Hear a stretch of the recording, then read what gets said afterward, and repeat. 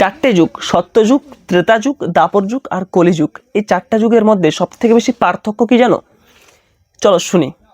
সত্যযুগ, যেখানে ভালো আর খারাপ আলাদা আলাদা দূরে থাকতো, মানে দেবতারা থাকতো দেবলোকে আর অসুররা থাকতো অসুর লোকে। তারপর আসে ত্রেতা যুগ, যেখানে ভালো আর খারাপ একই পৃথিবীতে থাকতো, যেমন রাম আর রাবণ।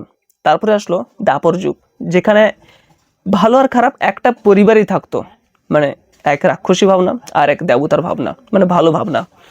একদিকে পাণ্ডব আর একদিকে গৌরব, জানো সবাই। তারপরে আসলো কলিযুগ, সেখানে ভালো আর খারাপ একটা শরীরের মধ্যেই থাকে, আমাদের মধ্যেই ভালো আর খারাপ, মানে এক হচ্ছে ভালো ভাবনা, এক হচ্ছে খারাপ ভাবনা, এটাই এখন নিজের শরীরের মধ্যেই আছে। যখন আমাদের রাক্ষসী ভাবনা আসে তখন আমরা অন্যদের শরীর চিবিয়ে চিবিয়ে খাই, আবার যখন আমাদের ভালো ভাবনা আসে তখন ভগবানের কথা মনে পড়ে। তো আপনি স্বয়ং বিচার করুন, আপনি আপনার মধ্যে কোনটা সব থেকে বেশি, দেবতাদের নাকি রাক্ষসের? রাধে রাধে।